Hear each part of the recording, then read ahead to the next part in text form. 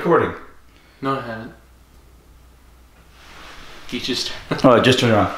Hello! So there I was. Breakfast cereal in the oven. Browned just a little bit more than that. Hello there. Thank you for joining us once again for this, the 109th episode of the Drunk Doctor Who podcast, wherein we discuss the 109th serial of Doctor Who, Shada. Shada. Been a long time coming. Alright. Okay. Interesting note. Lots of weird facts about this one. I already put everything up there. Oh, the antagonists. Antagonists. Alright, lots of weird facts about this one. This is unique in all of Doctor Who, thus far. In as far as this was a production that was in the middle of being filmed and then was stopped by a strike. So the second half of it was never filmed. 40 years later, literally 40 years later, 39, 38, something like that, they went in and everyone was still alive who played in it. So they went in and they finished the story with animation and had everybody voice their parts. So it is complete, and it nicely completes this particular season, Tom Baker's season 6, which is season 17. Oh, we did 16. Yeah, this is the only one then. Yeah, we're all cut up. Yeah, we're all cut up. Alright, except for this. Except for this season. Yeah. So, we could vote this episode. if we want, this might be a long podcast. Alright, so it was only half filmed. And the, now, despite the fact that it was only half filmed, they left it the story number, knowing that they would eventually complete it. This is in the US. In the UK, I don't know if I think they skipped that story number. In the US, they left the story number. Same And serial number. yeah, 109. In the 80s or 90s, yeah, I think in the 90s, there was a version released on VHS where Tom Baker, at his age then, comes in and he narrates all the missing stuff. So you see the scene that was filmed, he tells you what was supposed to be happening at that point, he basically narrates it, and then they go to the next scene. He says, okay, so then he was riding his bicycle and he almost ran into the guy he was looking for, yada, yada, yada, yada. And they completed it originally that way. Yeah. But then, of course, eventually they did the animation and they did that. Now, on the Animation's much better. yeah, the animation is much better. It's kind of like the difference between the telesnaps and the animation, you know? So this is the only thing in color Doctor Who, everything from 1970 forward, that was needed to be finished with animation. Because it wasn't deleted, it wasn't scrapped, it was just not finished in the first place. Alright, on the DVD, it's one single episode. The way the Canadian Broadcasting Company aired it, July 5th of 2020. Okay? Yes.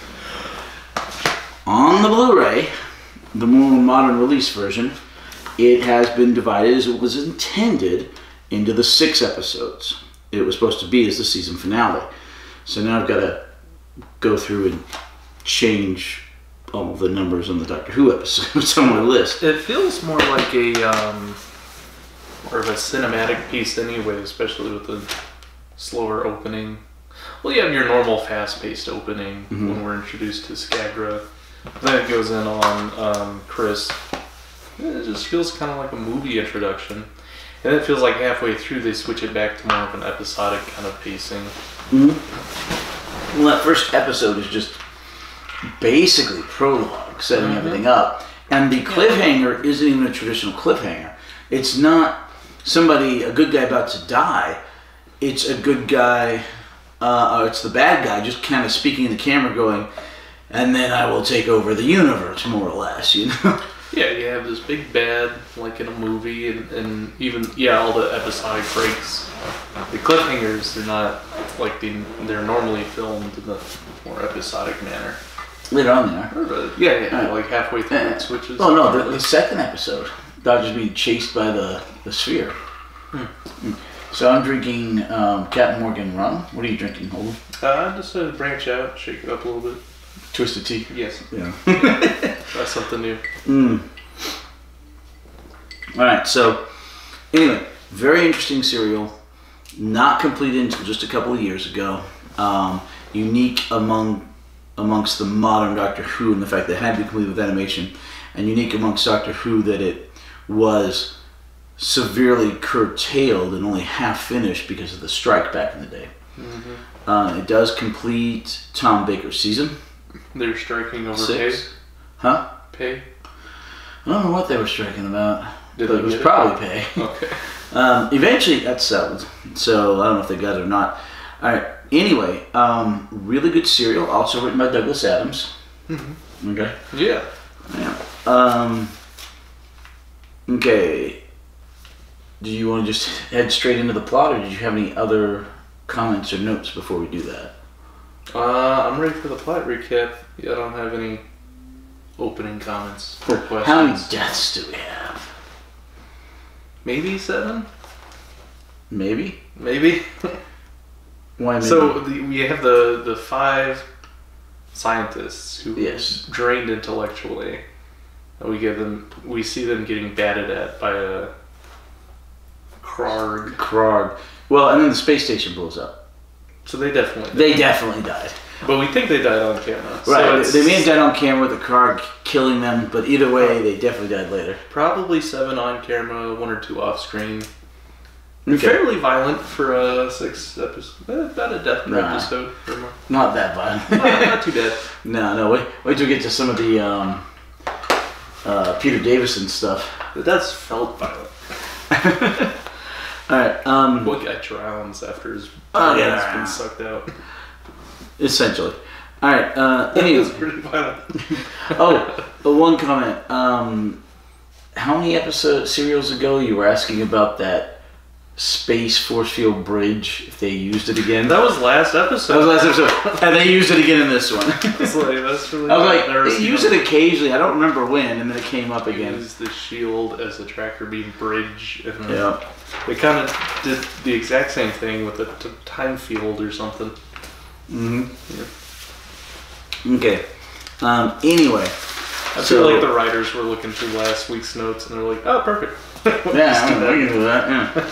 Yeah. On an interesting note, the main group is still stuck on. Let's see, which one was that one? This one is 137. The Twin Dilemma. The Twin Dilemma. Okay, yeah. So the main group is still between Doctors 5 and 6. The other still Baker. Finishing up the animations. That's not Tom Baker. It's the Colin other Baker. Colin the Baker. other Baker. Well, 6 is Colin Baker, right? But they're still there, so we're actually actively catching up. And how many Doctors are there? Currently, a Baker's dozen. Oh.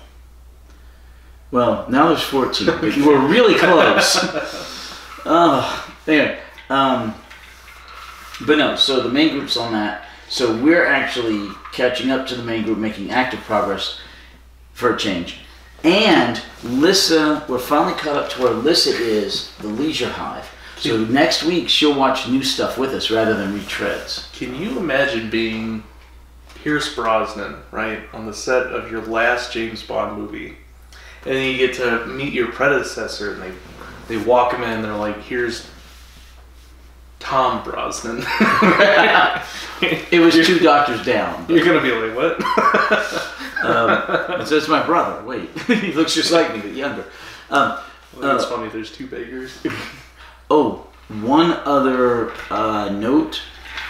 We will see part of this again in the 5 Doctors, the 20th anniversary special, because when Tom Baker had recently left the role and didn't want to come back so quickly, they put him in it by using the, at the time, unreleased, unshown footage from Shada. Oh. So they used that. So a little snippet of Shada is actually inside the 5 Doctors. Is that next episode? Oh yeah, where are we watching next time?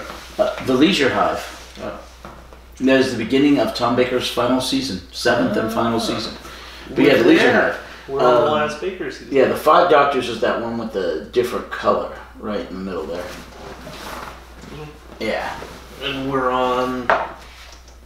We're right there at Legion Hive. We have 3 seasons before the 5 Doctors because we have 1 left of Tom Baker and then 2 of Peter Davison. So he didn't want to come back for the 5 Doctors. He left just 2 years before. Oh. And they used the, at the time, unreleased, unshown footage from Shada when he's doing the punt. How come he didn't want to just come back for the 5 Doctors? Because he had been in the role for so long and he thought he would be overshadowing the 5th Doctor. He wanted the 5th Doctor to be the focus. So there's an ego thing going on, you think? Well, yeah, yes. But like, I'm obviously the best Doctor. He didn't come back for the 20th, but he did come back for the 50th. Why not the 20th? That's the 5 Doctors. Oh, this is the 5 Doctors. That's the 20th. But he does come back for the 50th, and was the 3 Doctors the 10th? Yes. Okay, sorry. Traditionally, the anniversary episodes have been multi-Doctor episodes, getting as many of the Doctors as you can in there. Mm-hmm. So, and they did it for the centenary episode as well. Mm-hmm. And he shows up again at the end of Shada in his then current form. Yeah, Baker. Yeah, old Tom Baker. His then current regeneration. Yeah. Okay. So anyway, all right. Shada starts off with some scientists on a doing a think tank. Yeah, Gallifreyan neurologists and other scientific minds of Gallifrey. So anyway, they're in a chair. This deal that kind of goes around. It's kind of like a weird couch with different chair seats. In the middle is this ball, and apparently it allows the people in it to share intelligence with each other so that they can literally think of better stuff. And it's literally a think tank. Mm-hmm. They've linked all their minds. Yep. And then it didn't give them back. Yes.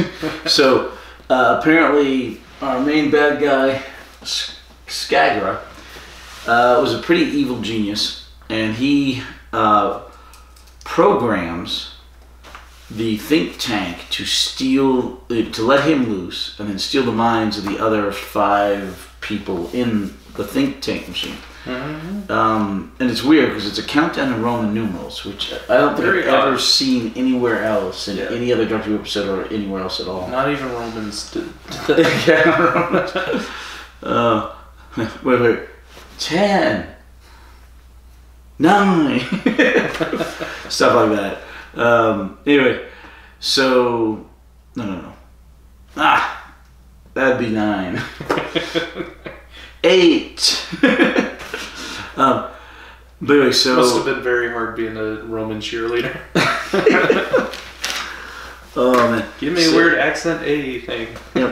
So then you switch to the Dr. Romana writing down whatever small river goes through Cambridge. I don't know if that's the Avon or whatever. The tourist one.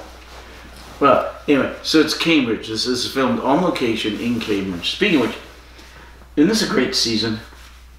This was a very solid season. Yeah, I mean, we filmed on location in Paris. A lot of locations. We filmed on location in Cambridge.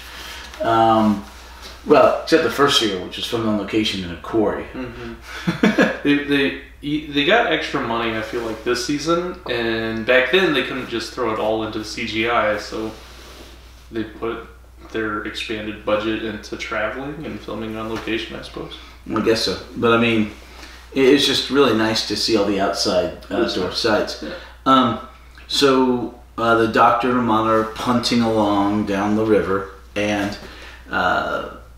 they hear voices because the bad guy, Skagra,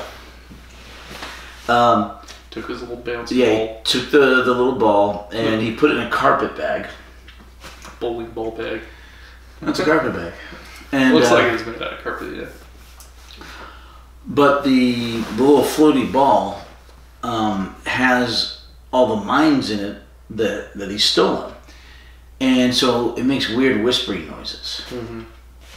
And so then the Doctor and Romana are talking about Professor Kronos and how they're visiting him after a bit of inanity. Yeah, we also saw Chris Parsons running around campus, and he also visits Professor Kronos. Yeah.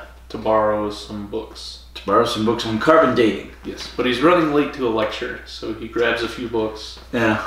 And runs out the door. Right. So the Doctor and Romana show up on campus. But Parsons happens first. Young professor, I guess.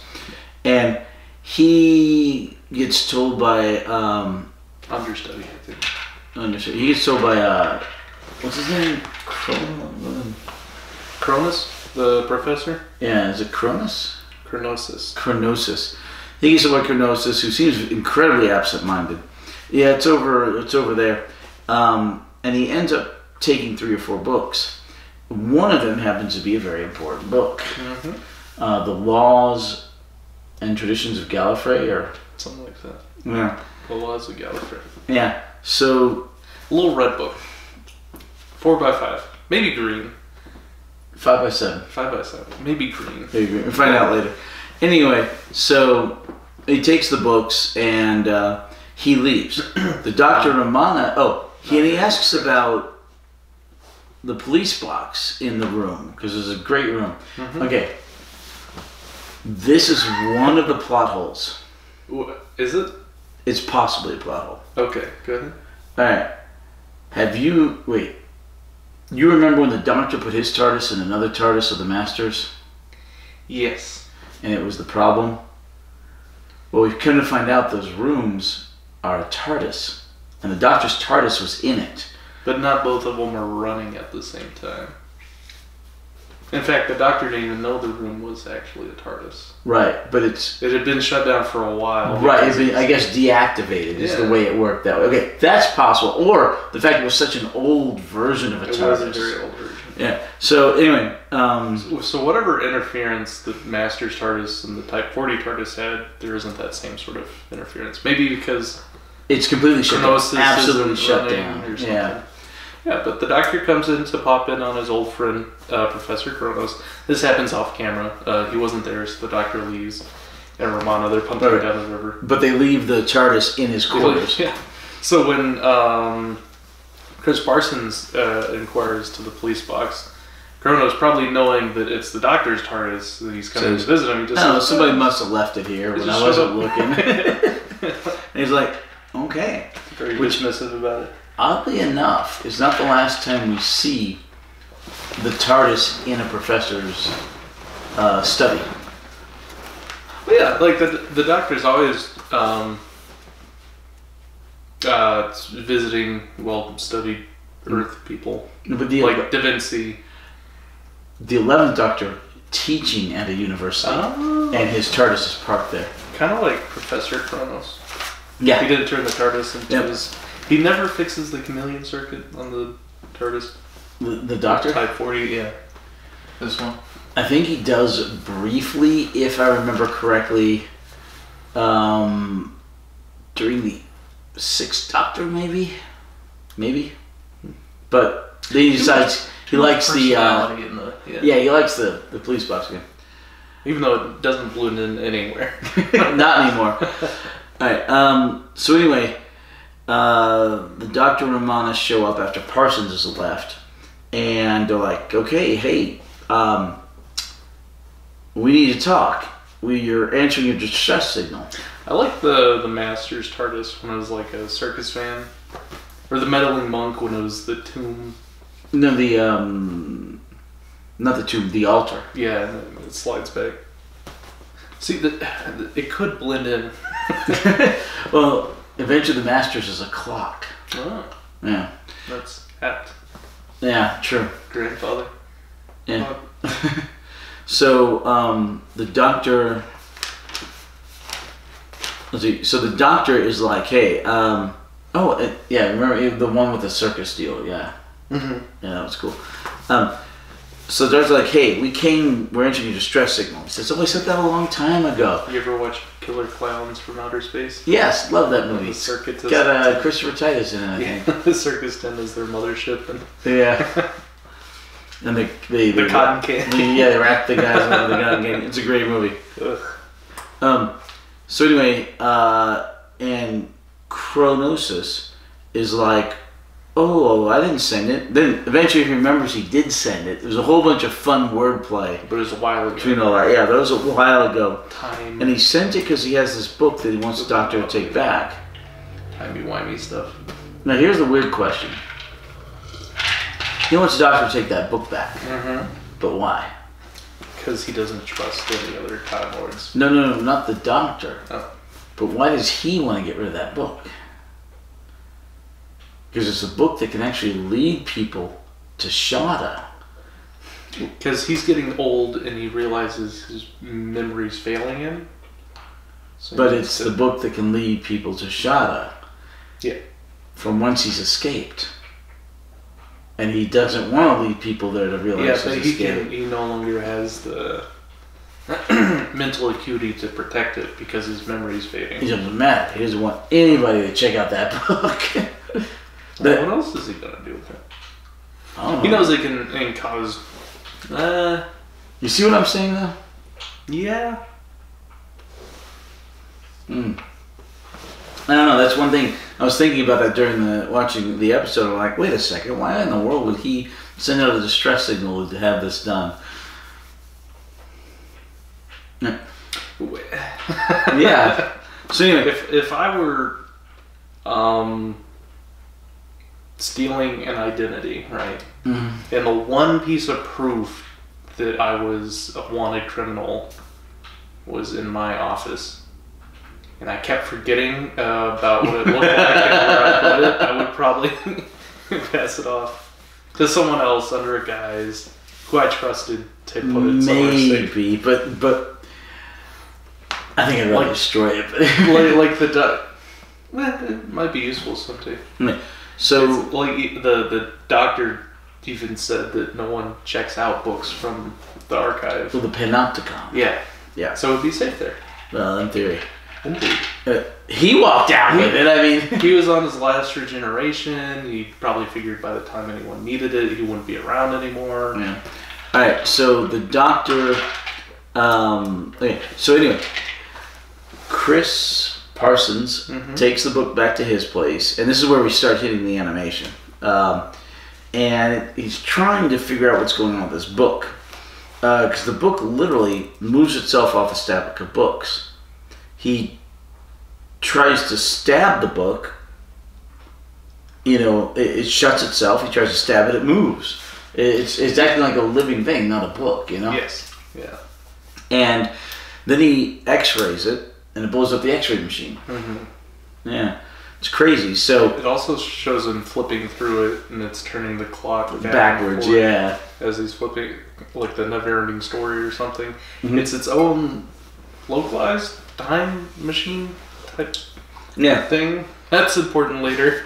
It turns out it is an ancient artifact of Gallifrey, imbued with these amazing powers. Rassilon's own secret journal or something.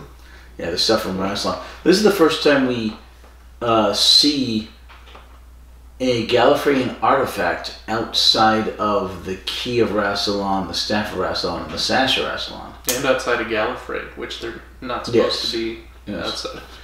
Later on, we'll see the Moment, which is a weapon artifact. The Moment. The Moment. Do you know the Doctor has a weapon? Hmm? Can we talk? Okay, so the Doctor is somewhat pacifistic, right? To the point where he doesn't carry phasers. He kills people at times, yeah. He doesn't have equipment of self-defense. He doesn't carry a laser or a phaser or a stun weapon of any kind. Yeah, just his intellect, right? Yeah. Works better on paper, though. It was MacGyver before MacGyver. No, it doesn't really work that way, though, because he always needs a gun sometimes. Sometimes, yeah. But he doesn't carry a gun. So, K9 acts as his gun. Is the Doctor's gun. However, he can still argue that he's more pacifistic because the gun is independent and they gave it a personality. but it's just a way for them to write in the Doctor carrying around a laser gun with him.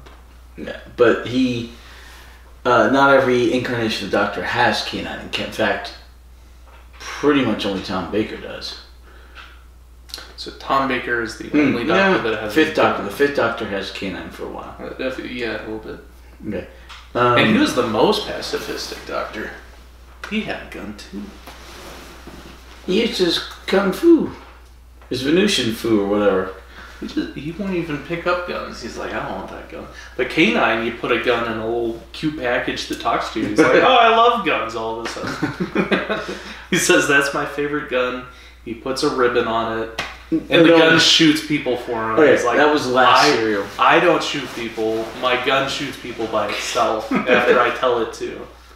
The Doctor's not a pacifist. He's just... No, never argued he was. I feel like it's a problem of legalism. Like how people... It's a loophole that he's following. Yes. But anyway... Okay. The Doctor carries a gun around on his ship. It's fine. The Doctor does kill people, yeah. Tennant's pretty dark with that. I feel like the Doctor as a whole is a dark character with a kind of... And Matt Smith. Shade thrown over it. Like, we can see the darkness. They just don't acknowledge it. They don't... It's not out in the open yet. Matt Smith right there? But eventually they... He's pretty... He kills a lot of things. They pull the guise of the pacifism off. You kind of see the Doctor underneath the sheet that he prefers wearing. Alright. Anyway, so... That's my diagnosis. Skagra. Analysis. That's my character now. Analysis. So, Skagra shows up in Cambridge wearing the most 70s outfit I've ever seen. It's a complete white outfit with a big ass hat brim, a cape, looks like rhinestones, yeah, and a white belt that shimmers like the rainbow. He looks like he just walked off stage from an ABBA concert or something. Something. It's very up there. Or the guy in something out of Rocky Horror or something. Mm-hmm. But anyway, so he shows up and he's looking for Professor Kronos, and he gets told, well, he's with a friend, so come back later. So he leaves. Then he decides, I need some contemporary clothes. He steals he kills the guy, steals his clothes in his car. We assume he kills him. Alright, well, the guy wasn't giving all that up easily.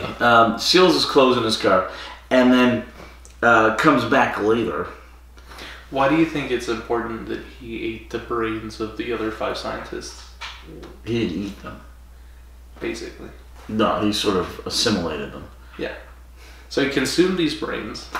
Why is that important to set up? So that he can be the smartest thing out there? You know? I think those were the colleagues of Professor Kronos'. And that's how he's tracking down the book. And their combined knowledge led to the realization that, oh, that book was checked out by Professor Kronos, and then he retired, and it was never checked back in. I think him eating their brains was him tracking down the book. Absorbing their intelligence, not eating their brains. I think that's why that was the establishing shot. I think it was him tracking down the... don't know, but we do never find out how he knows where the book is. That's the only reasonable explanation. Oh, to be fair, that sphere is a pretty good, well, not only weapon, but bloodhound. Oh, yeah. We'll see later on. So maybe but anyway, so he eventually sees Kronos, and he's like, okay, you need to tell me where this book is. Kronos is like, books? I don't have any books. He's like, wait, yeah, I have lots of books. Which one do you want? And he's like, you will tell me. And he has that sphere, and it moves over to Kronos, and it saps his mind, and Kronos falls over. He's like, don't resist or you'll die. And the guy's already killed several people by this point. Would you resist? I don't know. I'd probably do what the Doctor did, I guess. I feel like that would be your knee-jerk reaction. Yeah, it's definitely a knee-jerk reaction. And then it would rip your brain. Terrifying. So could you imagine having a gun? Every time you shoot someone with that gun, you absorb all of their information. let me explain to you the movie Highlander. I like Highlander. Yes. There can only be one. Oh, anyway, so Do you ever watch the animated show? no. They also had a live action show. Yes, I know. They actually had 2 live action shows. Yeah. I saw the first episode, and the first episode completely abrogates the movies, and I'm like, nope, done with this. It has the original guy from the movies in the first TV Right, show. but they abrogate the movies. He won, but in the show they're like, oh yeah, when your cousin killed the Kurgan, that took a big guy out. I was like, well, no, that was it. That was the last. There's still more. But no, somehow there's always more, and always more. It's like Superman. There's more Kryptonians. Always more Kryptonians. All right, so the Skagra goes back to his ship, and his ship's invisible. He drives the car out to a field. There's a red carpet, which kind of negates some of the invisibility. What was that all about? Yeah. It's just an ego thing. And then he walks... That's so he himself wouldn't lose his spaceship. I guess so. Then he walks to this invisible ramp and goes into his invisible ship. The best technology he has. Oh my gosh. It's just rolling out a red carpet. That is where my invisible jet is. How do you think Wonder Woman did it? I have no idea. Red carpet. Yeah, okay. Oh man. Wait, she didn't have red carpet. She was a brunette. Shh. All right. Gross. So, Skagra is in his ship looking for the book and the information because Professor Kronosis said he didn't have it. And then he's like, and then he sees the picture of young Parsons. And he's like, okay, I will find it. And the whole universe will be prepared or whatever. And it's like the end of episode 1. It's a very weird episode. It's no specific threat, but a bad guy looking at the camera telling how he's going to take over everything. I wrote down the end of episode 1 is blonde man wants to steal book. It's basically the cliffhanger. Essentially. But for nefarious purposes. End of episode 2 is ball. Spoiler. Yeah. End of episode 3 was dead men do not require oxygen. Right. We'll get there. We'll get there. Right. So Parsons calls his friend. End of episode 4 is Crystal Monster is hot. She was. All right. No. All right. So Parsons calls his friend, and what's her name? Claire. The end of 5 is zombies? Question mark. Claire Knightley. Yeah. Keenly. Anyway, so he calls her. It's obvious she likes him, like really likes her. It's like, don't call me Knightley, call me Claire. And he's oblivious.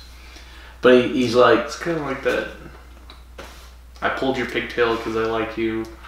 He's intentionally calling her by her last name, even though she tells him to call her by her first name. So he's doing it because it annoys her, but probably because he has a crush on her. It's kind of like this weird Ian, Barbara kind of... So we have 2 new companions. Claire and Chris. Okay. They're totally companions. They're not companions. They're totally companions. They're not companions. They did everything they needed to be under every other companion's definition. Okay, we need to rework this because Dugan. We really need to rework the companion. It's because you called Sarah Kingdom a companion. Because the BBC considers her a companion, and I disagree. But because you called her, I'm using that same guideline as right. But the BBC do not call them or Dugan companions. Well, then the BBC's inconsistent. Well, yeah. And what it means to be a companion. Well, yeah. So BBC, what does it mean to be? Okay. They both traveled in the TARDIS. They participated in plot relevant things throughout the entire serial. But they were only in one serial. So was Sarah Kingdom. That was a 12-part serial. That is long enough. Huh? This one's 6 parts. Okay, apparently the 12-parter is long enough to be a bloody season. This one We've had seasons with less than 12 episodes. This one was a movie. It was all filmed as one No. consecutive. No, it was shown that way Yeah. by the Canadian Broadcasting Corporation. There you go. But it was originally intended to be separate parts, which it is now in the Blu-rays. Is Sarah Kingdom's opinions or they? No, If because the they're not BBC did not companions, call them companions. Then neither is Sarah You're Kingdom. looking for consistency where there is none, okay? I'm just saying, our next heroes and villains, I'm going to be talking about Chris and Claire. You can do that. You'll be doing it alone, but you can do that. All right, anyway. Let's just get on camera by myself. Hi, welcome to Heroes and Villains. I'm like, I'm going to the restroom for the next 45 I minutes. have a sock puppet for a hatter. All right. Yes, you were smart. Oh, The sock puppet, drinking rum. You'll just have a finger bowl of rum down there. Giving me compliments for 45 minutes. You've got problems. Okay. Alright, so anyway, episode 2. Oh my gosh. Chris Parsons calls Claire Knightley, and he's like, "You've got to come over now." No, not later, not 2 hours, now. And he tells her about the book. And she comes over, and they discuss how the book has no atomic structure, how it's unreadable because it's in Gallifreyan and it looks like hieroglyphics. It's not in English. All sorts of stuff about that, and how it registers weird, and it's hot and it's cold, and it does weird things, and it moves on its own. And finally, she's like, Carbon dated "Yeah, as negative 2,000 years old. well, it's a little later, but yeah, negative 20, negative 20. But she's like, "Well, if it's a weird book, where'd you get it?" And he's like, "Oh, Professor Chronosis." She's like, "Well, why don't you go ask him about it?" And the guy's like, "Oh, that makes sense." So he heads to go talk to Professor Chronosis. In the meantime, Professor Chronosis has finally figured out, finally remembered who he loaned the book, who might have come taking the book. And it's because, it's about the only movie we have. Just about. Let's see. Huh. I was in check to a Mate. Heyo. That is me. Yeah. Yep. Alright. Okay, so let me take that. No, We've been working on the game for like a year. this is the check I was working on. Was Right there. and I didn't know how to where to go from there when you just something like that. Yeah. Yeah, no, I've been losing that game for past few months. Alright, so Chronosis, they're talking about the book they're looking for, and he mentions the title of it, and the doctor's like, "Wait, that's an artifact." And they go into a bunch of stuff, and finally Chronosis remembers that young Parsons, he starts on the alphabet, and he gets all the way up to Y before he remembers young. Not P for Parsons, or C for Chris. So the doctor... Which is why he wants to get rid of the book. Right. The doctor grabs a bike and heads the other way. So Parsons is going back to Chronosis' place, and the doctor's going to Parsons' place. Is this one you said? And they really almost run into each other at one point. This is where you said it was very Scooby-Doo-esque. No, Lissa said that about when they were running in the animation, and they find the door and they run back and they go through it. Yeah.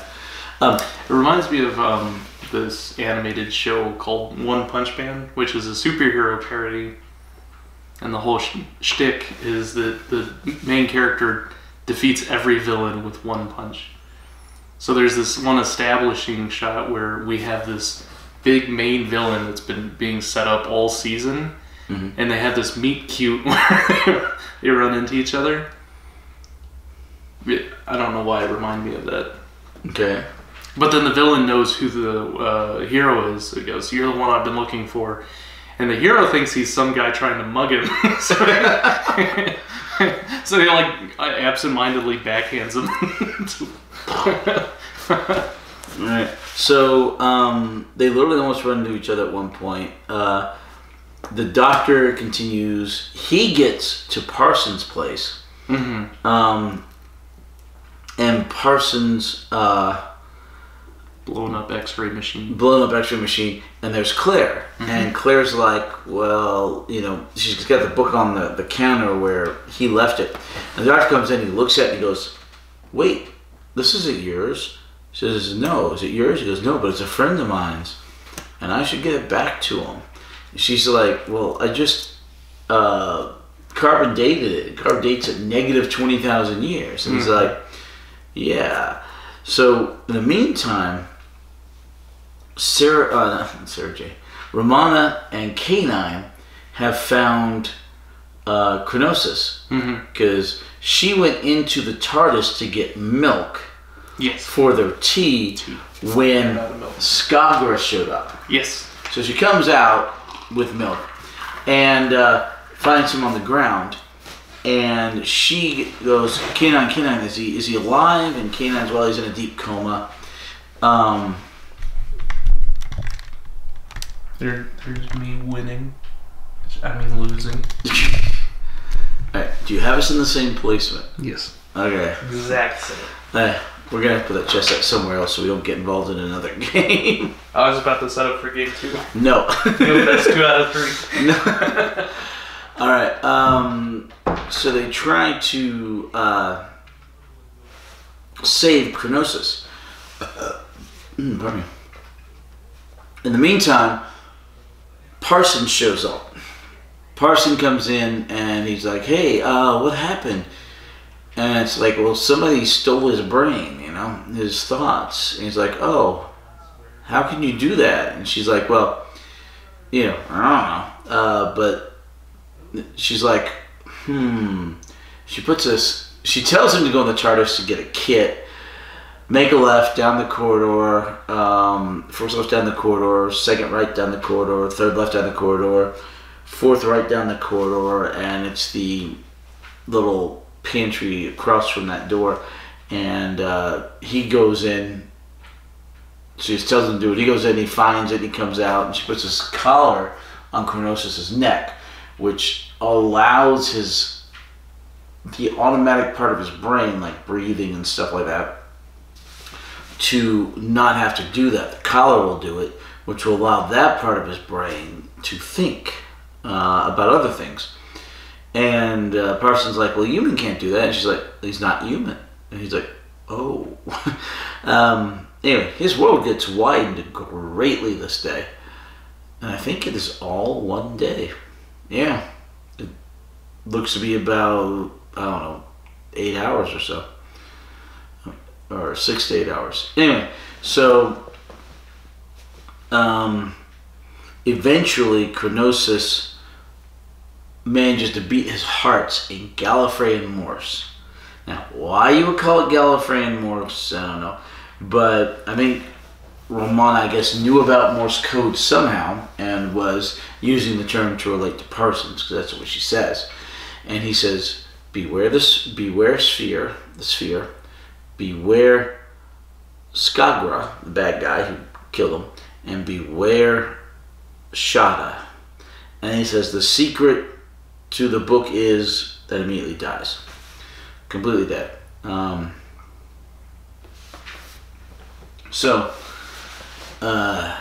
You know, death number like 3 or so. In the meantime, Skagra, for some weird reason, kills a fisherman. Not explained, just shown. Okay, weird. With the sphere. Alright, so the doctor takes the book and he's heading back to Chronosis' place. And he's got it in the basket on the bicycle, next to the cinnamon roll. And he's heading down. And he runs into Chronosis. I mean, not Chronosis, he runs into Skagra.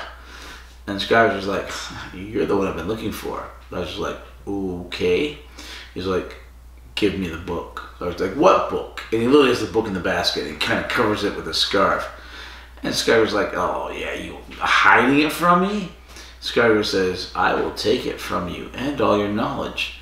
And he sends the sphere over to the doctor. The doctor kind of ducks the sphere and takes off on his bike, and the sphere follows him. He manages to outpace it by a good bit. The sphere kind of floats around. If you've ever seen The Prisoner, it's kind of like the spheres in that. The original Prisoner. I don't know if the spheres were in the remake. Anyway, so sphere's chasing him. He keeps going. On one sharp turn, the book falls out, unfortunately. He keeps going. He ends up ditching the bike. Maybe he was really tired, or maybe he thought the sphere had to see him, and he kind of wanted to hide. He goes into a courtyard and then into an alley, and he can't go over the fence because there's barbed wire and he can't climb it. So he tries to go under, and he gets a little stuck. And the sphere bloodhounds him out, finds him, and is going to wipe his memory. End of episode 2. Episode 3. It's about to come and get him and wipe his memory, and the TARDIS shows up because Romana had left Parsons to watch over the body of Chronosis, but she ran into the TARDIS to go help and get the doctor, and she shows up with the TARDIS by following this time-space signature or whatever. The sphere stops because the TARDIS kind of gets in between, and then she tells the doctor to hurry. He runs at the TARDIS, with his scarf kind of getting caught in the door, which was hilarious. And then the TARDIS disappears. So they go back, and the TARDIS goes back to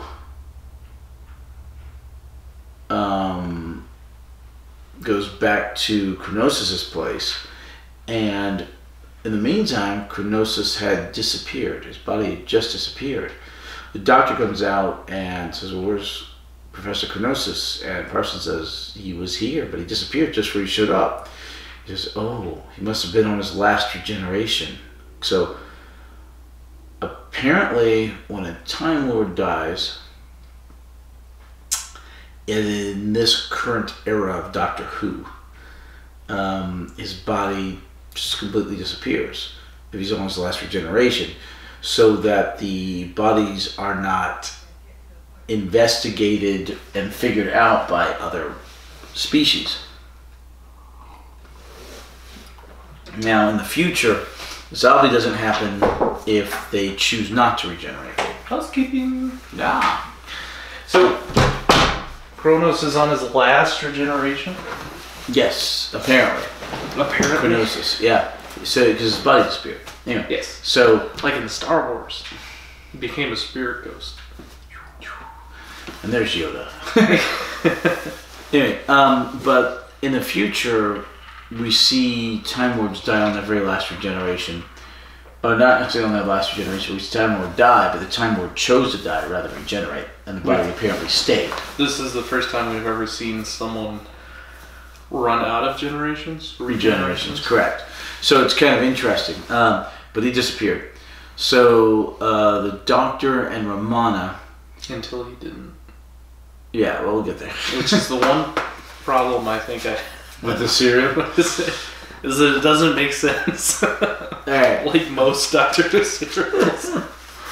In theory, what happens can work based on the time stream stuff, based on what we saw in the Day of the Doctor, or probably the name of the Doctor. No, the Day of the... Wait. Name of the Doctor... So we're on Day of the Doctor... 6 Time of the Doctor, yeah. No, we're on episode 3. Okay, so the Doctor and Romana... The Doctor's like... he hears the name Skagra. No, he finds out that the brain got sucked out, and he goes, oh, this guy Skagra told me he was going to suck out my brain. Mm-hmm. And Ramon's like, Skagra, that was one of the names that he said to beware of. Beware the sphere, beware Skagra, beware Shada. And you can find the secret of the book is Croak. Alright.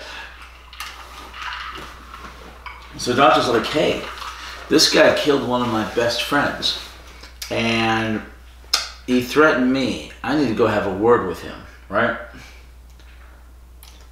Yes. Yeah. Yes. So... He gets more angry in episode 4. But he's still very pleasant in episode 3. Yeah. I'll go have a word with him. I'll go have a word with him. So that quickly devolves to he must suffer. True. All right.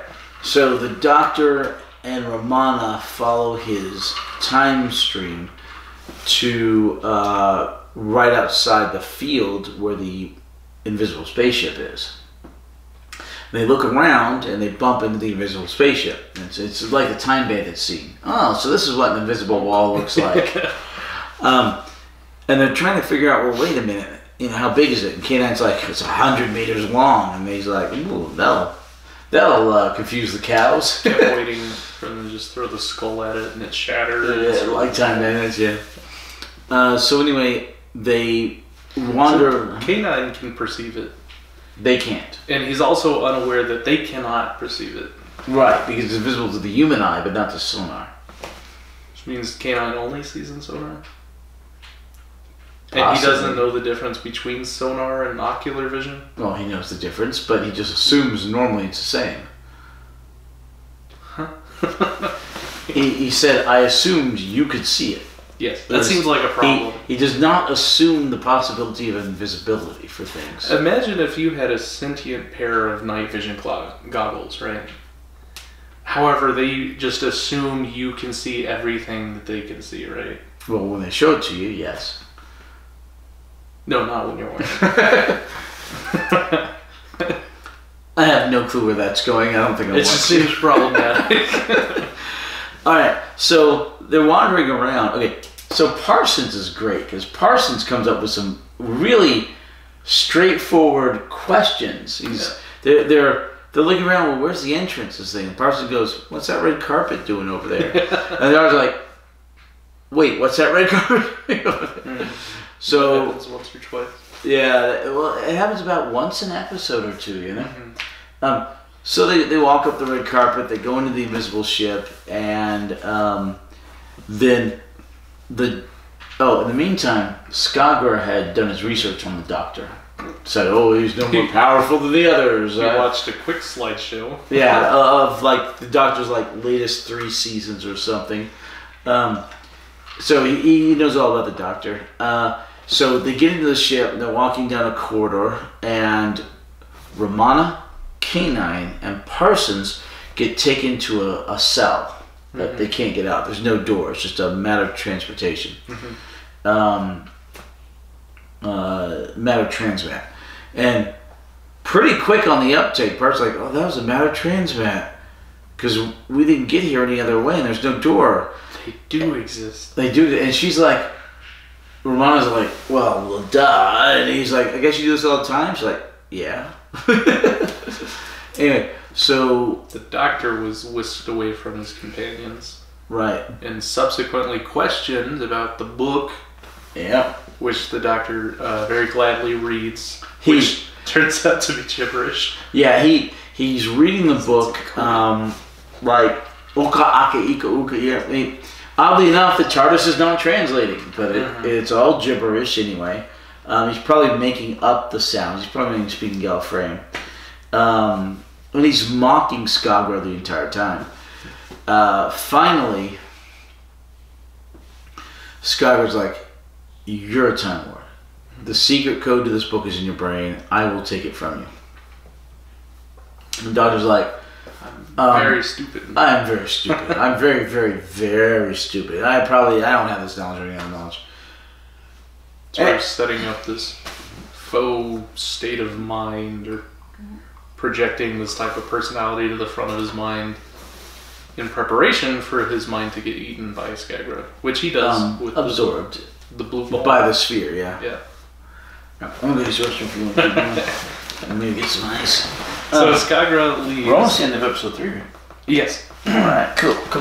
So Skagra takes off, satisfied that he now has a copy of the Doctor's brain inside the sphere, and also assuming that the sphere killed the Doctor like it did everyone else he's used it on. Well, not everyone. Like, we still have the 5 Gallifreyan Time Lord professors that he used it on. They didn't die. But apparently if you resist, it will kill you. So it killed Professor Chronosis, so he just assumed that the Doctor would resist and also die. However, the Doctor, it turns out, did not resist. He just flooded his front of his mind with this persona of he's a complete idiot, an imbecile, kind of like selective imaging mentalization. So he doesn't die. He wakes up. He's not in a coma. And then the ship starts talking to him. The ship says, they have a nice conversation. The ship assumed that he would be dead, which turns on the light bulb in the Doctor. So he says, I am dead. I'm no threat to you at all, because the ship is programmed to only listen to its master Skagra. And with the Doctor being dead, the ship is programmed not to take orders from anyone who's an enemy of Skagra or might be a threat. But the Doctor says, well, according to you, I'm dead, so I'm obviously of no threat. And the computer goes, oh yeah, you're right. And, and then the Doctor starts choking. He can't breathe too well. And the Doctor's like, man, it's stuffy in here. And the computer says, yeah, well, you're dead, so there's no need to have oxygen in this room now, is there? I'm programmed to conserve resources. So she shuts the oxygen off. And well, he passes out again. That's the end of episode 3. Meanwhile, Skagra took off. We still have Romana, K9, and young Mr. Chris Parsons stuck in this doorless room. Of course, K9's response is to shoot it, because that's really all he can do is shoot things. But the walls are blaster-proof, as he puts it, and it ricochets many times and creates a mirror-like effect on his laser beam, and they all duck, and they're like, well, that's not going to work. But now that Skagra has killed the Doctor, we don't really know why, but he needs it's weird, because I opened up thinking like this was a very unique, different villain. It wasn't like the Bond-esque villain who just needs to give exposition dumps and explain everything, because we had the conversation in episode 3 where the Doctor was like, what are you trying to do? And Skagra says, you're of no concern to me. I don't need to explain things to you. And the Doctor says, if I'm no concern to you, you might as well tell me what you're planning. And he says, I might as well not. Which I thought was a great line, because it's very much an antithesis to the type of villains we normally get, where they sit you down and they're like, here's a slideshow presentation of all my evil plans we're going to do. So he's set up as a very non-type of Bond villain, where he just gives these exposition dumps. But then he does something weird that I don't really understand why. He goes and he picks up Romana to get him to the Doctor's TARDIS, because now he has a somewhat incomplete copy of the Doctor's brain in his sphere orb ball. So he knows about the TARDIS and how it works, and it's a time machine. And he also knew to grab the Doctor's key to get into the TARDIS, which I assume he also knows how to operate the TARDIS. However, he takes Romana anyway, I guess as a backup, or just so he can have company. Maybe he's lonely. So he grabs Romana, and he's with his death sphere. So under duress, he's escorting her to the TARDIS. And she says, if you think I'm going to open the TARDIS for you, then you're mad. And he's like, oh, it's all the same. I have the Doctor's key anyway. I don't really need you. And she's like, well, why am I here? At least that's what we're asking as the audience. We don't really know. So we're left with Parsons and K9 stuck alone in the room. And we have the Doctor with the sentient ship that's talking to him. We have Skagra now on the TARDIS with Romana, and Skagra is, gosh, he is trying to get to Shada, and he explains, so he wouldn't explain anything to the Doctor. For some reason he starts explaining everything to Romana, because at some point the writers realize, well, we want him to be a unique villain, but we also have to explain to the audience what's happening. So Skagra explains to Romana that he's going to Shada to find Sylvan? Salavin, I think was his name. This prisoner of the Time Lords who has been stuck into a cryo sleep in the prison planet of Shada, which is hidden, and no one knows how to get there anymore because it's been wiped from every Time Lord's memory. And the only way to get there is with the information in this encoded book, which is also a relic of Rassilon. And so now Skagra can break the code, and he's on his way to Shada. Meanwhile, we go back to the Professor Kronos' room, the recently deceased Professor Kronos, and still in his room is Claire.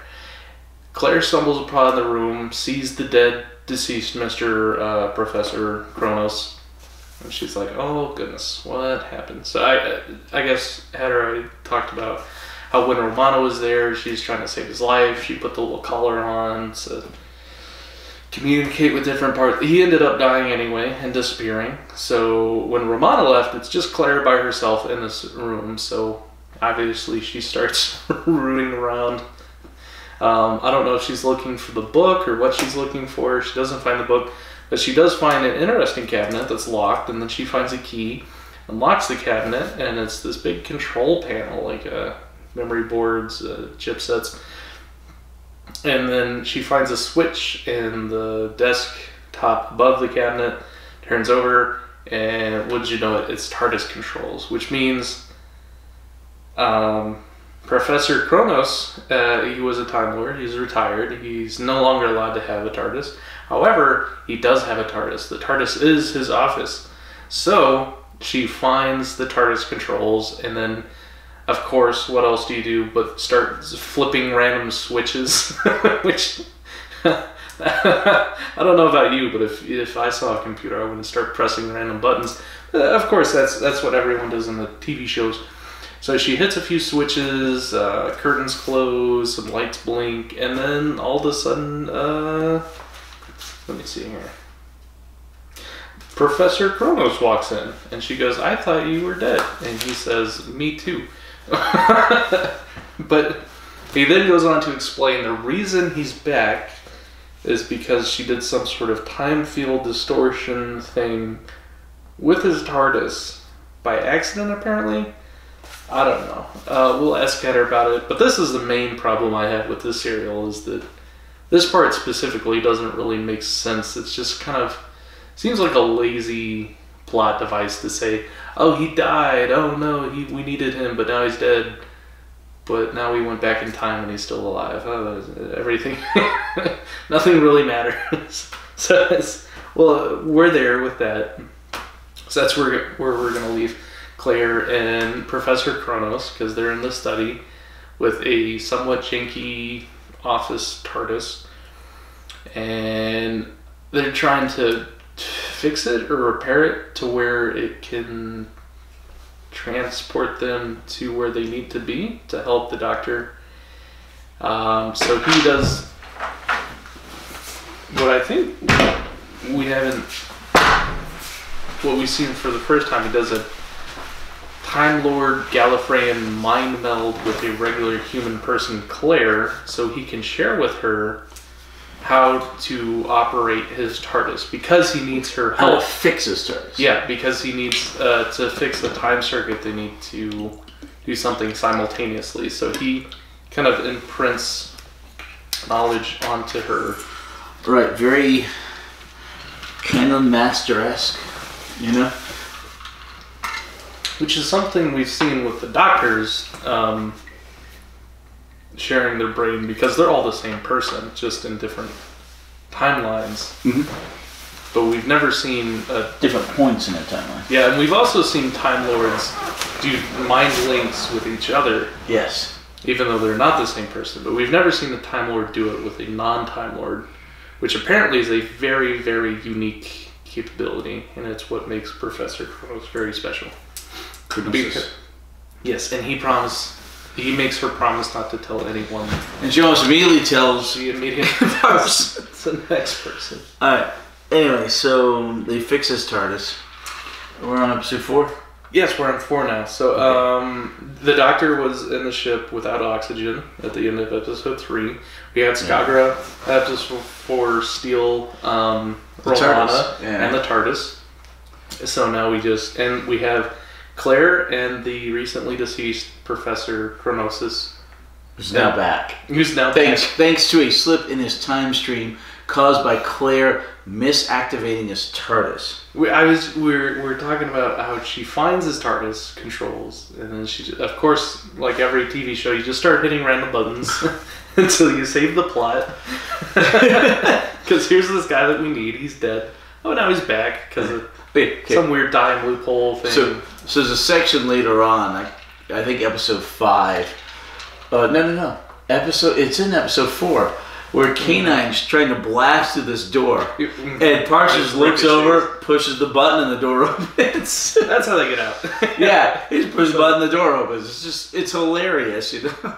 When Skagra showed up to this room without doors, now a door appeared, and he took Romana to steal the TARDIS. He left K9 and Chris Parsons, and K9's trying to shoot the new door that appeared. No. The door doesn't appear. She gets taken out because he's taking her hostage to fly the TARDIS. Where does the door come from? The door doesn't come from anywhere. The door is further into the ship. They get taken out when the Doctor requests that the ship return his companions to him. So that's what he does before he passes out with the lack of oxygen. Correct. Just before. His instructions are no longer interpreted by the computer as threats because he's dead. And he had turned off his functions. Not breathe through his butthole because there was no friggin' oxygen, okay? Mm-hmm. He simply turned off his functions as Time Lords can do. And then he's rescued by K9 and Chris. Well, more about Parsons showing up and pushing the button and getting them in because K9 didn't need oxygen. Parsons needs oxygen. Yes. So because Parsons is now in the room, the ship turns the oxygen back on, which revives the Doctor. Yeah, he can reactivate himself. So, alright. Okay, so they're trying to figure out how to go get, how to go find Romana. And he's like, K9, is the TARDIS where we left it? He's like, nope. He's like, where is it? I don't know. He's like, okay. So they end up heading back to... not significant data. Yeah, not sufficient data. Sufficient. So they end up heading... They go, okay, ship. Where would he go to? You know, because he says, we're back at square one. He says, that's it, square one. We need to go. And the ship's like... Bigger ship. The ship's like, well, he came from this base. Okay, that was the place we're here. Yeah. Well, take us there. The ship's like, oh, it'll take 3 months. He's like, whoa, no. He has to have a house. And the Doctor remotely reconfigures the ship's drives so that it can teleport like a TARDIS. Mm-hmm. So they teleport there, and the computer says you're a genius for a dead man. Yeah, you're a genius for a dead man. He said, let's not focus too much on that last point, shall we? So they get onto the ship. In the meantime, Skagra has been explaining or trying to explain to Romana what he wants to do. I was just saying he seemed like a really cool villain because one of the... I love the scar. Yeah, he has the evil... And one right here. Scars. I wonder if that was particular to the actor or if it was makeup. Oh, it had to be makeup. Who knows? People get scarred. They do, but not often. And people love putting scars on villains because it makes them look sinister. Even villains think scars. Right, but if I'd already had the scars and I was an actor, I'd be like, yeah, cast me as the villain. You know, I'm perfect for you. You don't need to spend the makeup money. Did you know high-ranking Nazi officials, they would fence and they would get big scars, or they get lacerated while fencing because they wouldn't wear any masks, fencing masks. And what they'd do is they'd pack their laceration with horsehair and mud to make it more pronounced. as it heals because they thought it made them look vicious and intimidating. Yeah, it did. Yeah, it's kind of like one of those scars. I'm guessing it's makeup because it seems very intentionally jagged, defined. Yeah, but who knows? Who knows? Yeah, but it's setting him up as the villain who's ominous. Yeah. They talk about how all superhero villains, they're bald and they have a scar. No, not all of them. It's just some of the writing tropes that makes villains more recognizable as villains. Correct. But anyway, sort of disfiguration. The one I hate is eating. Real close up. Yeah, like yeah. Nasty, just chowing down. Right. It, like in Lord of the Rings, meaty, when they focus on the Steward of Gondor, and they're just showing him just chewing all the meat and stuff. It's like, he's a bad guy, he's gonna die, we know this. Stop focusing on his mouth, and I hate this trope. There's this claymation show called Moral Oral on Adult Swim, and one of the villains was the boy's father, and they used the eating trope to evoke feelings of disgust because they went on a hunting trip and he's an alcoholic and this is a really dark show. He just shot a dog and now he's eating the dog, and it shows the meat is like really gangrenous and still has tufts of fur on it. There's a lot of flies and it's showing the close-up of him eating the haunch, and then there's the flies to evoke the feelings of disgust. It's like, this is the bad guy. But I hate it's like, that. well, we're already disgusted at him, and now it's just over the top. But I hate that trope because everyone has to eat. Everyone. But they don't show good guys chomping down on, whatever. It pisses me off, It's like, okay, I know he's the bad guy. Just stop it. I think it's highlighting the fact that the lack of class. He's not polite. He doesn't use a napkin. It's just, he doesn't care about anyone but himself. He's just devouring this meal, and he doesn't care. I have devoured meals, representing and I am not a bad guy. No, I've eaten with you. You use your napkin. You're very polite. You don't talk with your mouth. Well, there are times I may not, and it doesn't make me a murderous bad guy with delusions of grandeur. Burning my son and alive or something like that. Anyway, I might have those thoughts about you if I saw you eat with him. Alright. So anyway, in the meantime, Skagra is trying to explain what he's doing to Romana. She doesn't quite get it, but eventually the doctor ends up figuring him out because the doctor shows up. Hey, hi. Okay. So the door is popped up in Skagra's ship because they followed the TARDIS. Then the TARDIS had already popped up there or wherever. But Skagra is like, wait, no, not yet. Not yet. That's episode 6 with the You're helmet thinking thingy. of the professor's TARDIS once. Yeah, but the helmet thingy that. No, the helmet thingy's in episode 5. So once the doctor... not yet. No, they gotta go to Shada. Once the doctor teaches Skagra's captured transport ship how to teleport, he then has to be reunited with Claire and the recently deceased Professor Kronos. Right. So they go back to Earth on the spaceship that they just... No, first they go to the station, and there's the old people. And yeah, the 5 scientists. Right. They're really old. They have a big white ass, long beards. Lots of hair, long fingernails, and the doctor tries to save them. In the meantime, the Krargs, one of them wakes up on the station and says, "You are an enemy of my master, my lord. So I will stop you." And he tells K9 to shoot it. So K9's firing at the Krarg. It looks like lasers aren't super effective versus crystalline beings. Right, it looks like a big leather outfit with bits of leather and stuff, but we find out it's crystal chunks. So instead of the laser really having any actual effect on him, it just kind of holds him at bay and heats him up. So he supercharges him. Yeah.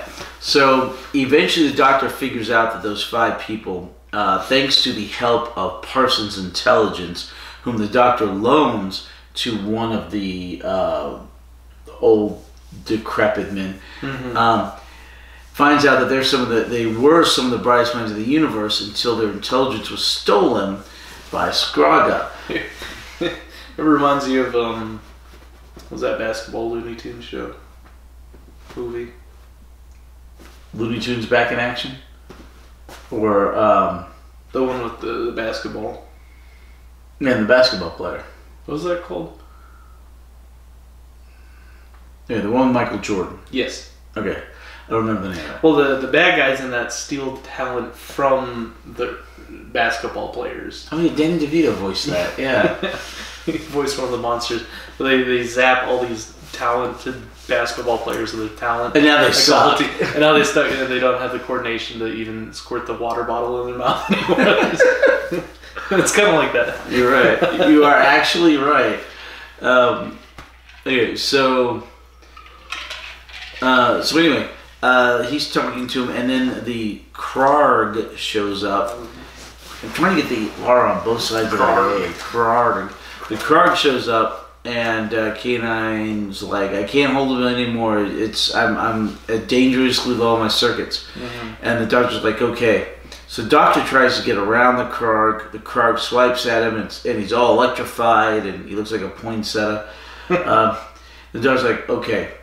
And the Doctor goes around the other way, and he is using his body to protect the 5 old scientists. He needs in the meantime, Chris to buy him 10 seconds. Right. Parsons buys him the time. Parsons gets out of the room.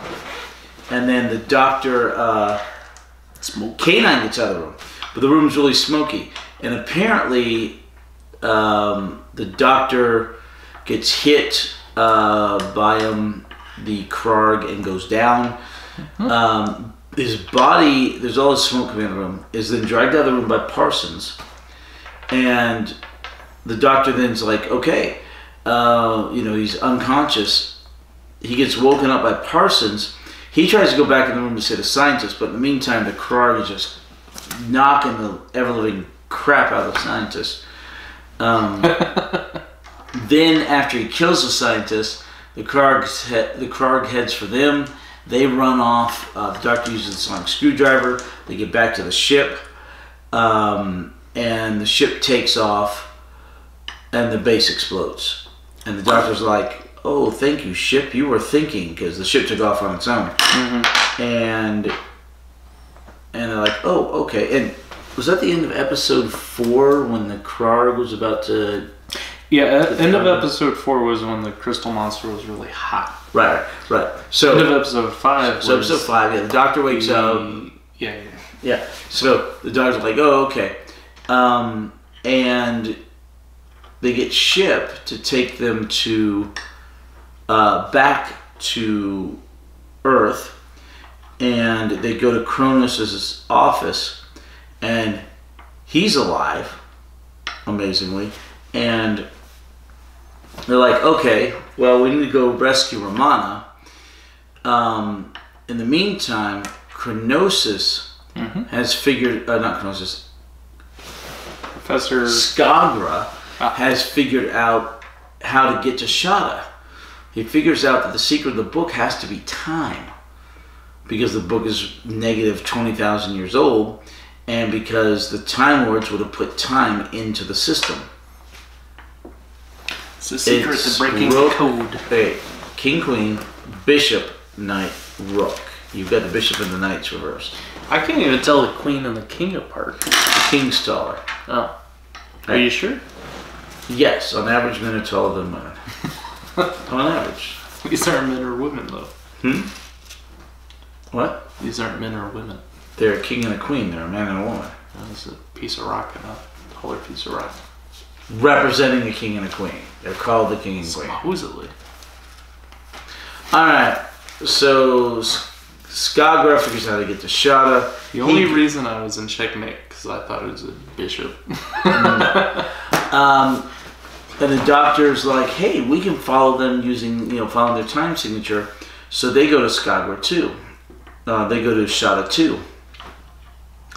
And on Shada, the prison planet, which the entire prison planet portion is animated,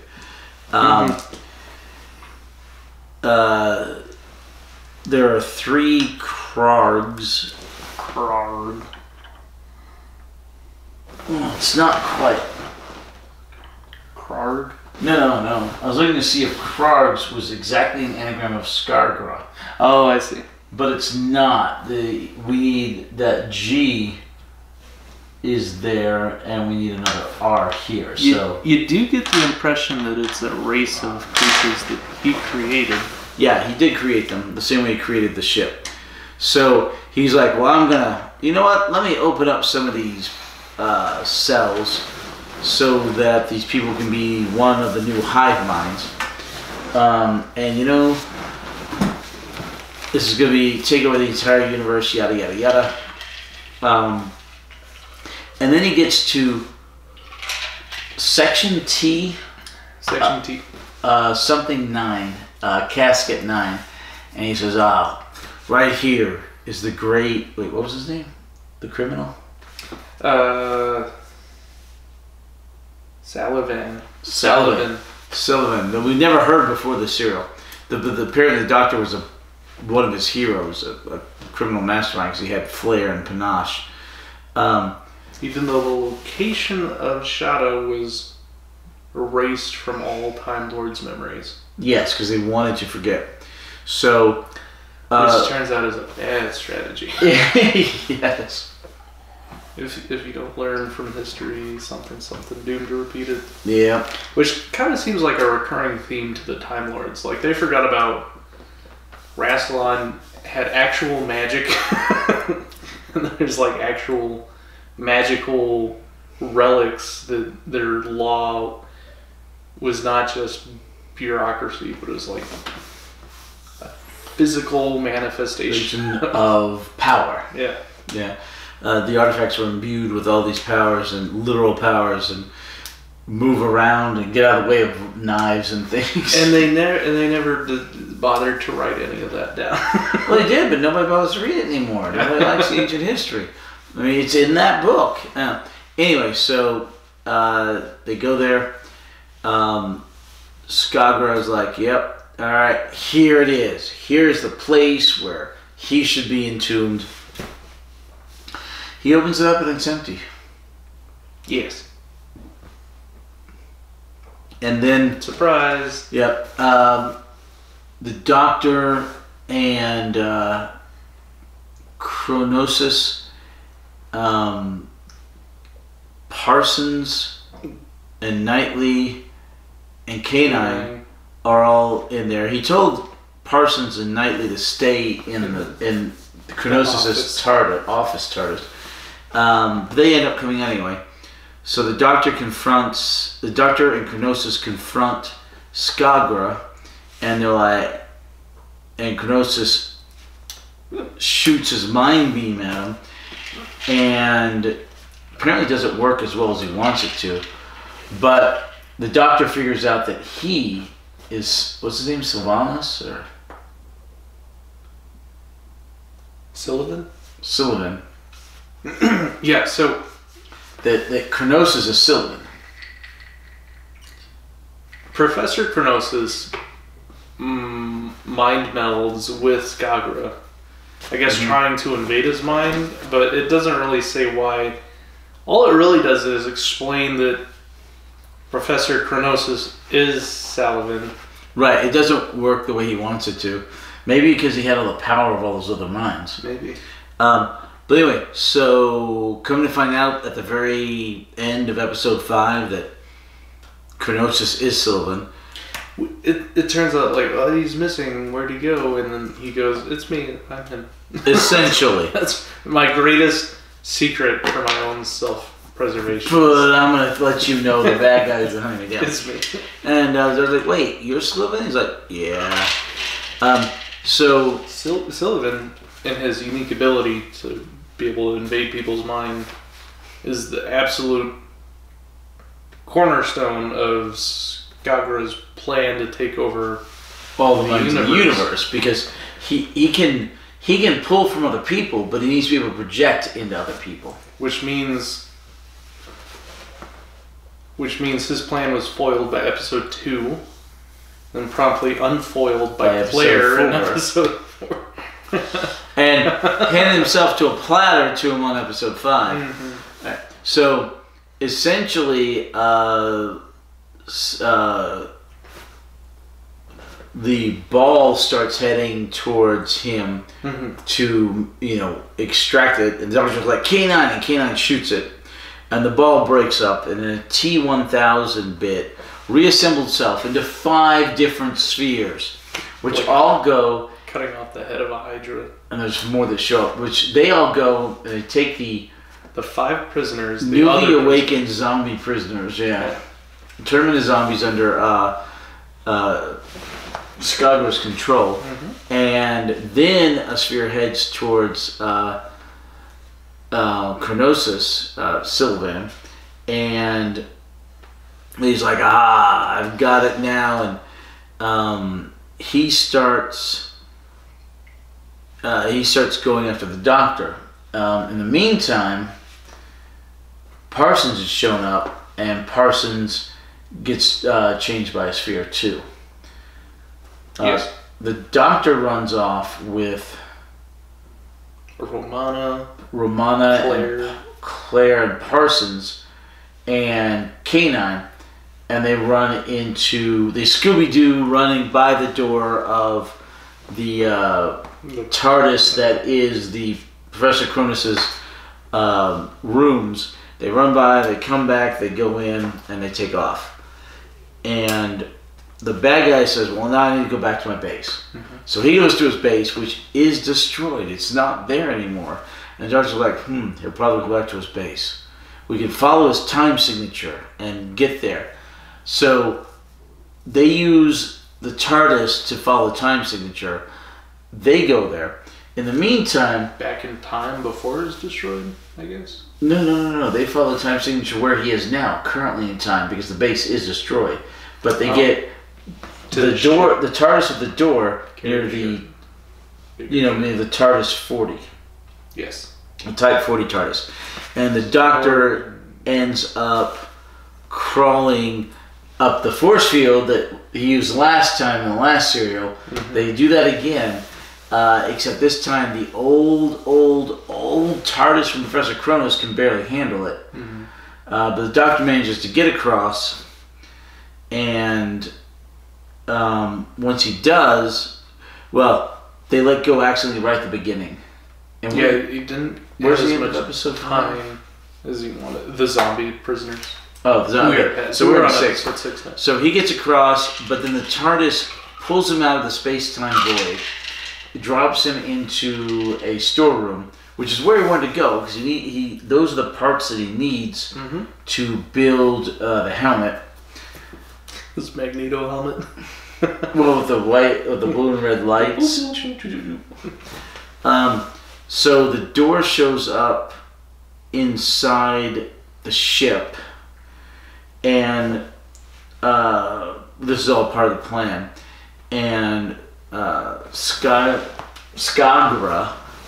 and Shada are so close. Skagra says, "Come on out, Doctor, come on out." And then K9 comes out. The Doctor, meantime, was in the TARDIS that Skagra had piloted into the ship. He comes out of the TARDIS. So Skagra, being distracted by K9, scoffs, he sent his dog to take care of me. And then the Doctor shows up behind. Walks right next to him. He's like, "Hey." And he's like, goofy looking. Right, well, he doesn't have the helmet on yet, but he's like, "I got you now." And the Doctor puts on the helmet. And because the key was they realized the Doctor's mind had been put into the sphere as well. So the Doctor could amplify his thoughts through the sphere and his commands through the sphere in order to control stuff.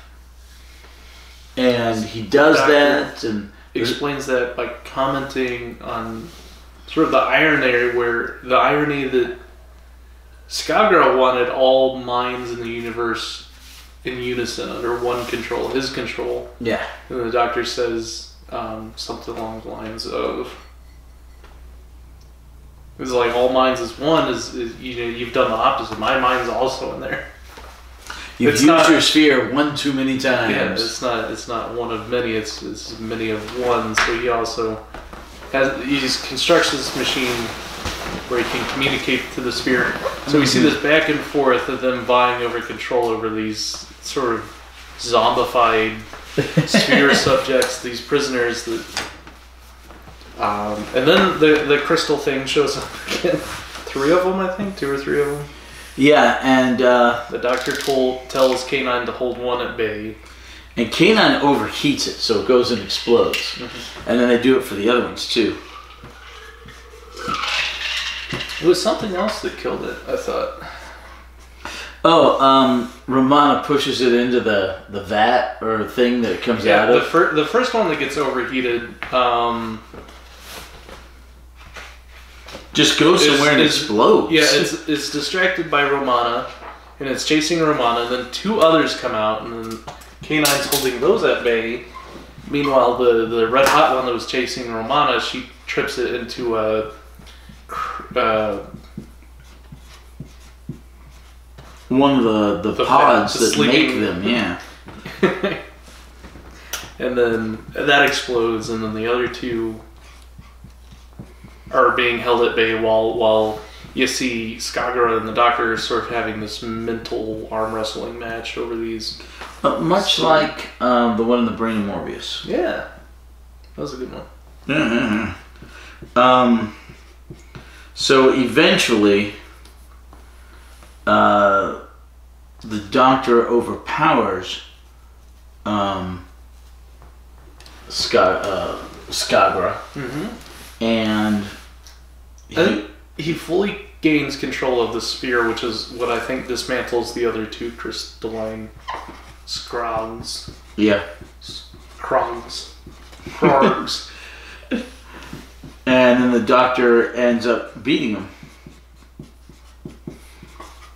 And Skagara dies, and Skagara doesn't die, because the doctor said he shall be made to suffer. So, what happens is Skagara gets imprisoned on his own spaceship that the doctor that's right. reprogrammed himself as the master. So this Skagara is contained in this 1x1 wall room with no doors, just like he did to... That's about a 10 foot by 10 foot. Yeah. Yeah, so he gets basically, and the doctor does this in the future too, doesn't kill his enemy, eternally imprisons him in the worst possible hellish scenario. But not really, because Time Lords need food too, right? Well, that guy's not a Time Lord then. Oh, well then he's gonna starve to death in a matter of a few days. Yep. Well, depending on his race, but yeah. The doctor kills him. Yeah, the doctor essentially Kinda tortures hands him. off. He suffers and kills him.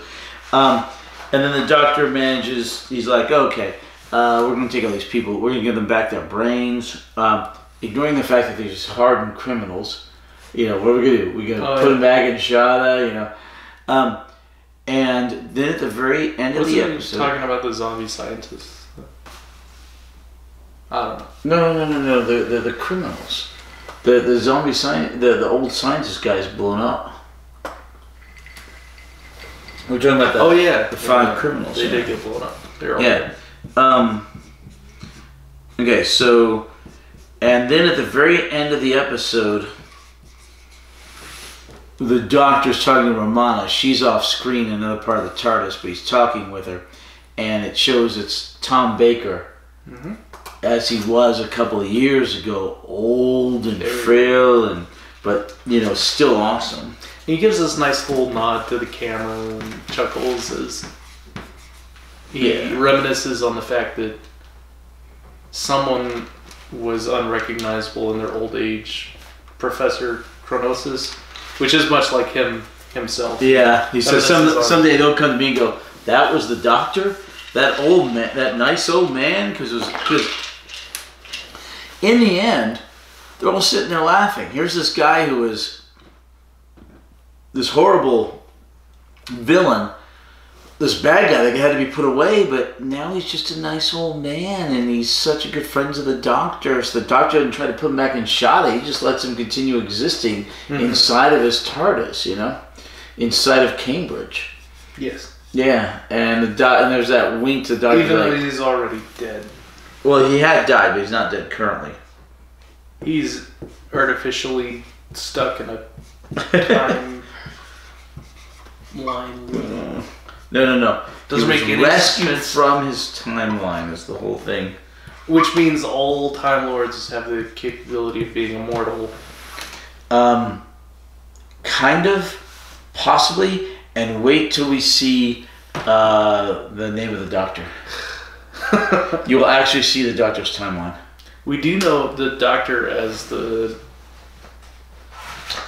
unearthly child has an unlimited amount of regenerations. Okay, interesting discussion on that.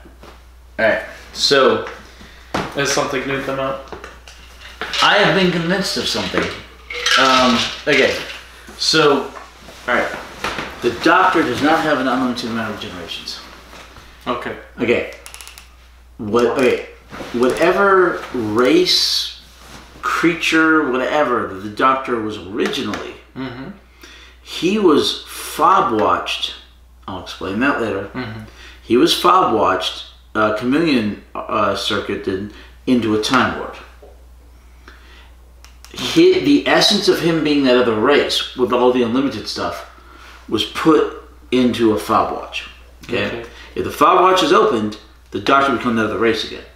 All of his memories, all of his abilities, all of the infinite is in that watch.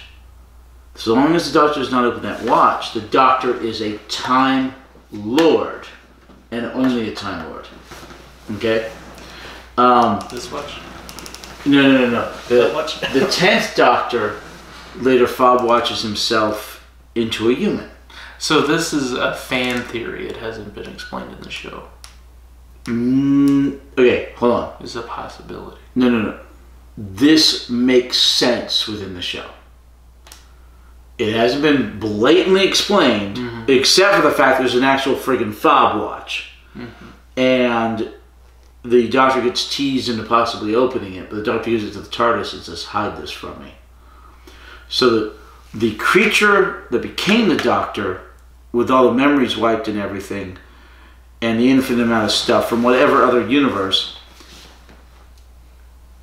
no longer exists. It's the Doctor as a Time Lord, starting with Hartnell as the first Doctor, and going forward. And all that infinite stuff and all that, the however many thousands of regenerations before the Doctor was made to forget and become a Time Lord, they're not the Doctor. They call themselves the Doctor at least one point, but they're not our Time Lord, the Doctor. So you've come around to accepting the canonicity of the unearthly child. Yes, however, The caveat of a man-made explanation. No. It's the explanation. I'll have to watch it before I can make an annoying. We'll get there in another 4 or 5 years. But currently, it's the one thing that makes sense, and it's the one thing that keeps the Doctor, and not some infinite space Jesus. Because whatever you disagree with is what I'm going to argue for. Stop playing devil's advocate. All right. Anyway, so do you have any questions? Wow. Overall, great serial. Thank you again. Yes. The rest in peace, Douglas Adams. It was good. Did it make sense? There were a couple of points where it was like, No. but it was fun. The spurious logic with the ship. Oh, we also had some barbershop singers in the show in episode 2. I told you to ask me how. Yeah, what's the story with that? Apparently they were never supposed to be in the episode, but they were filming, and one night Tom Baker was in the pub in Cambridge, having drinks. Sounds good. Cheers. Having drinks. And those guys were in the pub, and they wanted to have drinks with Tom Baker. As you do. So they all sat around eating, having drinks. And they sang some songs. And Tom Baker told the producer, he's like, we got to put these guys in the episode. so the bike scene was already going to happen. It sounds like and they put them on the corner and had them sing Chattanooga Choo Choo while the doctor raced by. Imagine having that sort of power over production. Well, he was the doctor. Because it sounds like a very drunk thought. Yes, these guys should be in the show. Yeah. They're like, Baker, all right. Sure, why don't you get a cup of coffee? He's like, no. they're going to be in the show. But yeah, a lot of fun. One other thing. It appears we have completely abandoned the need for randomness where they're going. They have ripped off and forgotten about the fact that the Black Guardian might be looking for them. Because Romana very accurately pilots the TARDIS right then and there to rescue him from the sphere. Yes, and they had to do that same piloting to get to Cronus's office in the first place. So the whole thing about the Black Guardian has been dropped. But he's still out there. Yes, and we will see him again. Oh. But I guess they figured enough time had passed. Time is relative, though. Like that line. You understand Einstein's theory of relativity? Yes. You understand Newton? Yes. You understand this? Yes. You understand this? Yes. You got a lot to unlearn. Yeah. You know the scientist? Yeah. It's very ironic that Skagrick killed the one person he needed in episode 2. Yeah. We talked about how K9 is just the way of giving a doctor a gun. Yep. With the excuse of the doctor doesn't carry the gun. Yep. It's a bodyguard who carries the gun. Do we ever see Skagra again? Because he didn't die. Nope. We ever see Shada again? Nope. Well, that's disappointing. All right. Some Doctor Who news. Okay. That's about the only questions I had. It's pretty straightforward. Did I tell you that they started animating the missing stuff again? Yes. Okay, I told you that. Okay. New animations coming up. All right, so that was from last week. Yes. Okay, so they're going to colorize also some of the black and white stuff from the 60s. I thought they were already doing that. Did they not? Well, no, the animations. But no, they're going to take the actual episodes and colorize some of them. Not everything, just some of them to show for the 60th anniversary. Oh. So you might see an Unearthly Child, the original serial, in color. Oh. Right.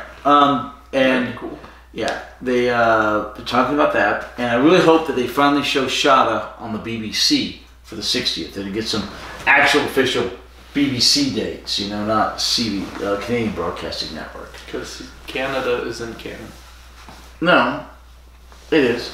But I would rather the BBC have actually shown it, because those would be more official dates, and how they showed it, like broken up into 6 parts of one, would be more official bits, What Hatter's trying to say is no one cares about Canada.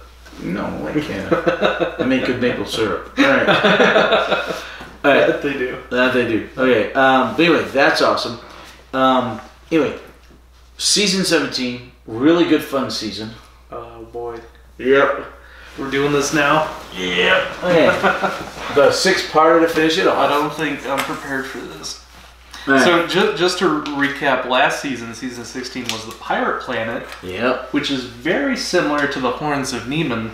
In terms of overacting and broad strokes like that.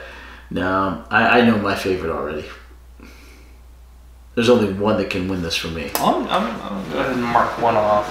Okay, which one? Probably the least memorable, which would be the Creature from the Pit. I would go Destiny of the Daleks first. Really? That's your least memorable one? Yeah, the weird robots and the weird shiny clothes people. And then all this, yeah. Yeah, I mean, that one. But it's the Daleks. Yeah. The Daleks are always. Yeah, but the Creature from the Pit at least has some great acting and great characters and story. I did like it. The guy gets stabbed. Is that tempered steel? All right. But it was really good. I just don't think it's nearly as much of a classic as these 4. Well, no, I would drop Creature from the Pit and Nightmare of Eden both. These 2. All right. So that leaves us with City of the Death. Pirate Planet. City No. of Death. Horns of Nimon, City of Death, and Shada. Alright. I'd say, oh boy. Okay. Of the three, I would drop Horns of Nimon because as fun and as overacted as it was. It was very fun. Okay. These two were written by Douglas Adams and are very good.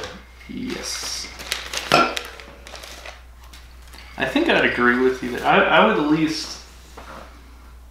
Oh boy. Do you want to make a case for the Horns of Nimon?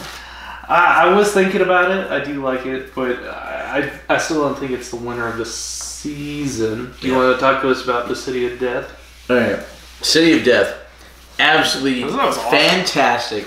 Douglas Adams script with the Mona Lisa, this great bad guy, Skaggarath, or whatever his name is, who's splintered throughout time.